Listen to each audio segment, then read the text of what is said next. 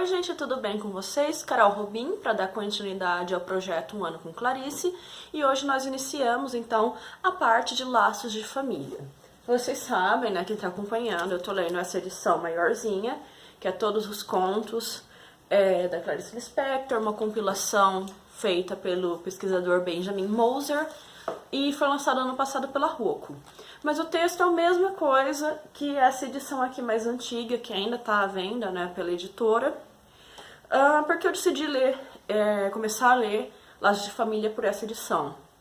A edição maior, a compilação, né, mais rechonchuda, digamos assim, ela não tem textos de apoio. Tem uma introdução que é bacana e um texto muito interessante que fica no final.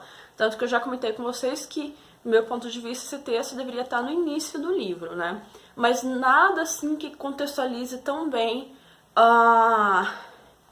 esses grandes arcos, né, de produção da Clarice Lispector.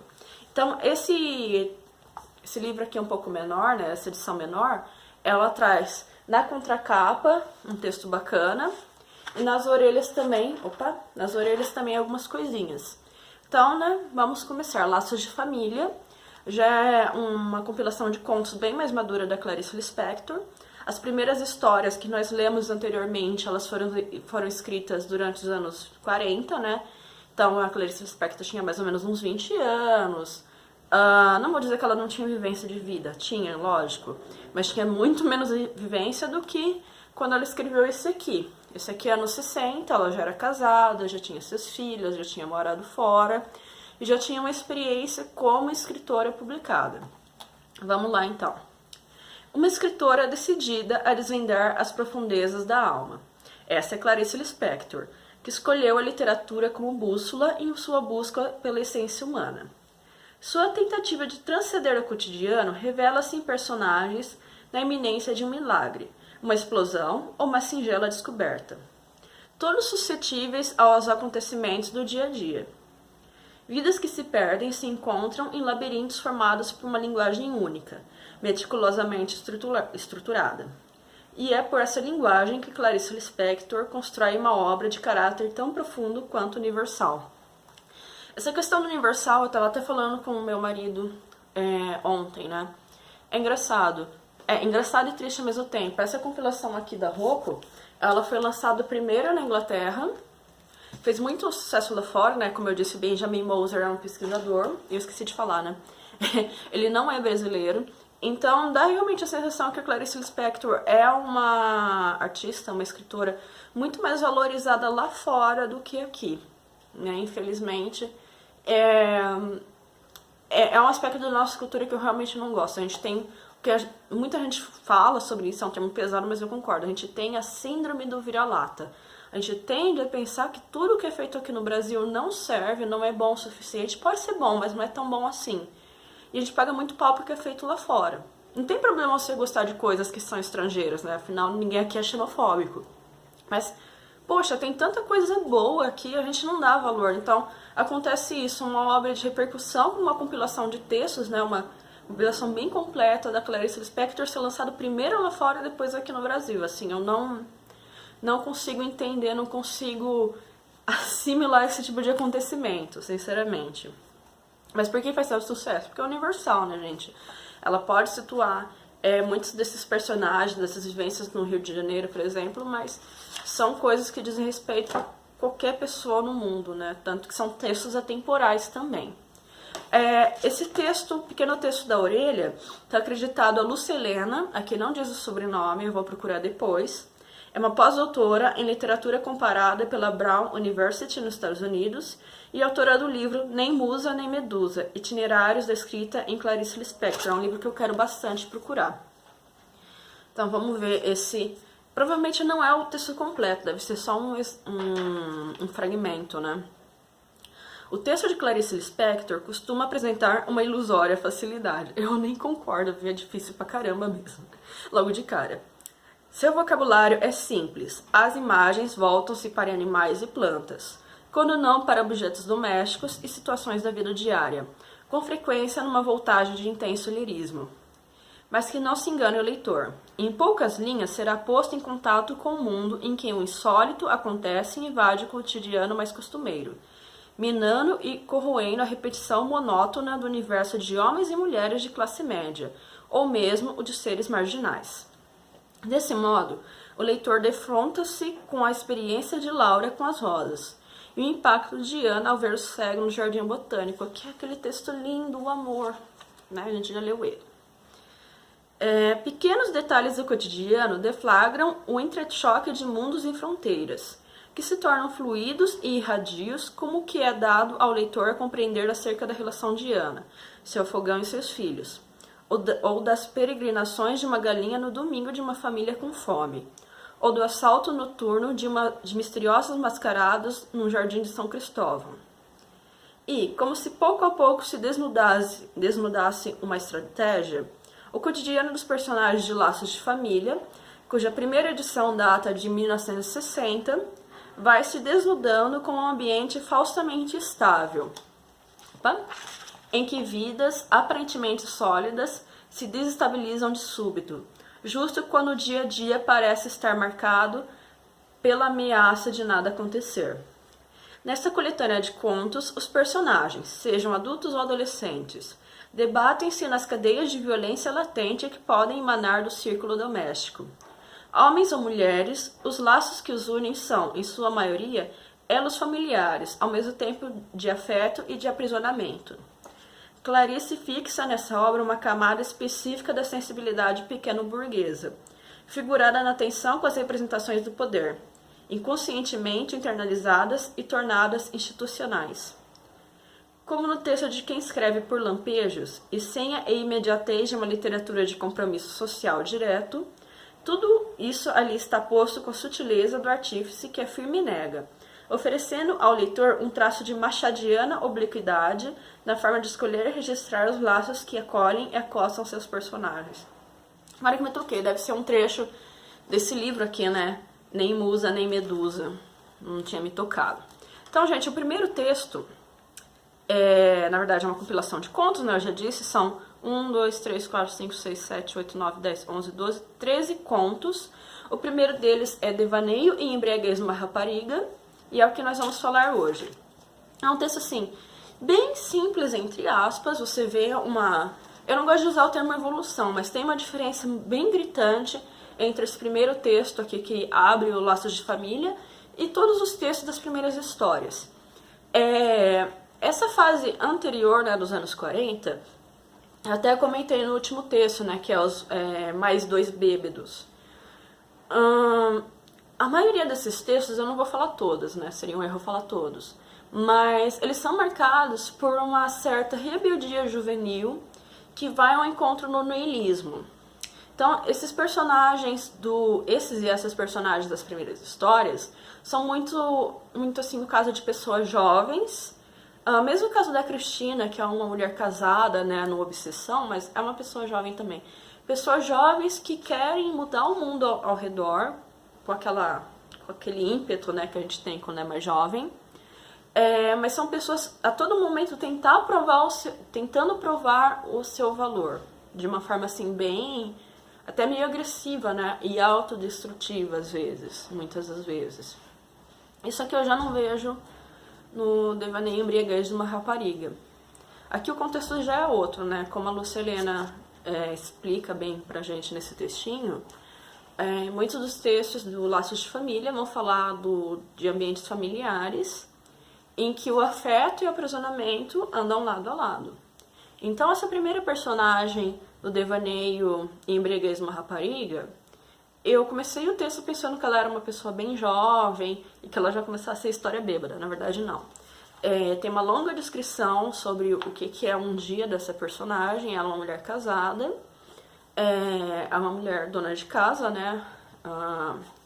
Aqui, contextualizando, até se pensando, né, que foi escrita nos anos 60 e a história se passaria nos anos 60, era bem mais comum as mulheres realmente ficarem apenas em casa do que hoje em dia. Então, ela é uma mulher que tem suas tarefas domésticas assim bem demarcadas. Ela sai apenas para acompanhar o marido e ela tem 2 filhos. Nesse momento, ela acordou assim num estado de espírito bastante negativo. É algo que já aparece em outros contos da Clarice, né, anteriores. mas aqui tá mais definido, sabe? Mais robusto, digamos assim, essa ideia da personalidade dessa personagem. Você percebe que é uma situação atípica ela acordar assim. E ela acorda e literalmente não vai sair do quarto. Ela passa um dia e meio na cama. O marido vê, mas assim, ele não dá muita bola. Não dá a entender se ele realmente não liga, ou se ele, né, tá preocupado com a vida, né? Ele trabalha o dia inteiro e tal. E ele fala, você deve estar doente. E ela fica assim com rompantes de raiva sobre a vida e sobre ela mesma a todo momento. Aí, né, passa esse dia e meio, eu tenho a sensação que daí é um domingo, com o outro dia, e aí ela decide se recompor, mas não para tomar posse, né, da vida diária dela, que seria como mãe, mulher, dona de casa. Ela se recompõe porque o marido foi convidado para um jantar, para uma pessoa assim que eles não têm como negar essa convivência social, uma pessoa que protege o marido em muitas situações, eu acho que até inclusive, né, principalmente situações de trabalho. Então eles devem esses favores sociais a essa pessoa. E esse mal-estar continua. Só que assim, é engraçado que esses questionamentos que essa personagem tem, a Clarice, muito inteligentemente, né, acho que a maior característica de bons escritores, ela escreve de um jeito que te dá pelo menos duas grandes possibilidades. Ou você pode entender que tem algo muito maior acontecendo com essa personagem, ou você pode entender que é um capricho dessa personagem. Ela não é aquele tipo de escritora que vai te dar todas as respostas, ela te permite realmente se apoderar e ressignificar aquilo que você leu de acordo com o que você está sentindo no momento, de acordo com o seu repertório. Parece tonto, mas nem todo autor faz isso, sabe? E eu gosto muito, aprendi a gostar muito da Clarice por causa disso. Então, assim, se você lê desatento esse primeiro conto, dá a sensação, assim, que essa personagem, ela nem tem nome, viu? Não tem nome, não tem idade. É realmente para ser uma mulher anônima, uma mulher como qualquer outra, né, daquele período. E dá tanta sensação aquela mulher extremamente mimada, porque dá a impressão que ela tem tudo, mas ao mesmo tempo aquilo deixa de significar alguma coisa pra ela. E ela tem rompantes, né, de pensar além, só que você vai analisando, esse pensar além dela é muito medíocre também. Porque tem dois momentos que eu vou chamar a atenção. Primeiro momento, ela faz uma super reflexão de vida a partir do instante que ela olha na mesa do lado. E ela vê uma mulher assim, bem atraente, bem vestida e com um belo chapéu. Ela se sente totalmente desnudada porque ela não tá com essa máscara social que é a roupa elegante e o chapéu elegante. Não que ela não esteja bem vestida, mas ela se sente nua perante toda a construção que a outra mulher tá representando, sabe? Toda aquela fachada. E você pode pensar que isso é algo realmente, um pensamento muito superior ou uma coisa muito superficial.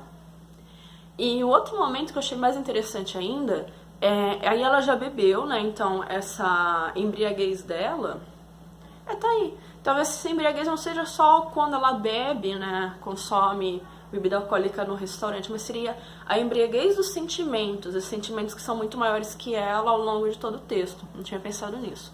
Mas enfim, ela bebe e aí ela tá dizendo coisas, mas são coisas triviais, né? Só que o pensamento dela tá bem mais acelerado.